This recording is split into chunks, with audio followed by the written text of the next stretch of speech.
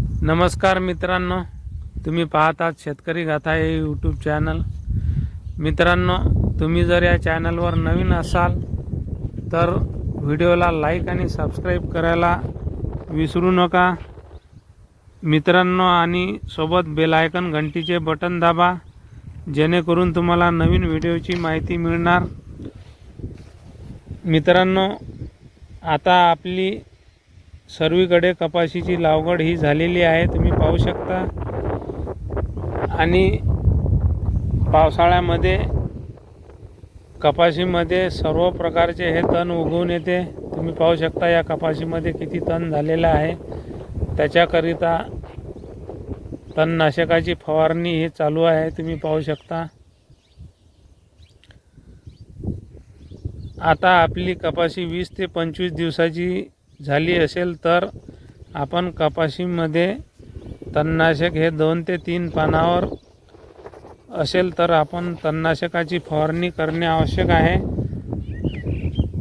मित्रांनो, पाहू शकता तुम्ही या कपाशीमध्ये गोल आणि लंब्या पानाचे गवत हे भरपूर झालेले आहे। मित्रांनो, तणनाशकाची फवारणी करण्याकरता तुमच्या जमिनीमध्ये ओलावा हा असणे आवश्यक आहे, त्यामुळे आपले तण हे लवकर नष्ट होईल। मित्रांनो, आपण तणनाशकाची फवारणी करण्याकरिता बायर कंपनीचे घासा हे तणनाशक वापर करीत आहोत। पाहू शकता तुम्ही तणनाशकाची फवारणी चालू आहे। या घासामुळे गोल आणि लंब्या पानाचे दोन्ही प्रकारचे सर्व प्रकारचे गवत हे नष्ट होते, त्याकरता आपण घासा हे वापरत आहे। मित्रांनो, घासा हे तुम्ही 15 लिटरच्या पंपाकरता 50 ml वापरू शकता। मित्रांनो, आपल्या एका एकरसाठी 6 ते 7 पंप वापरायचे आहे। मित्रांनो, पाण्याचे प्रमाण हे जास्त वापरल्यामुळे तण हे लवकर नष्ट होते। मित्रांनो, हे तणनाशकाची फवारणी करण्याकरता तुमच्या जमिनीमध्ये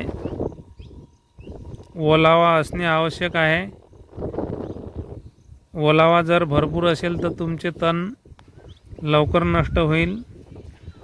मित्रांनो, पाहू शकता तुम्ही भरपूर तण झालेला आहे। मित्रांनो, तणनाशकाची फवारणी करताना सोबत स्टिकर वापरणे आवश्यक आहे।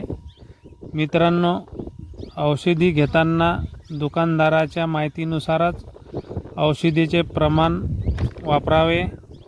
मित्रांनो, हा व्हिडिओ जर तुम्हाला आवडला असेल तरच लाईक आणि सबस्क्राईब करायला विसरू नका।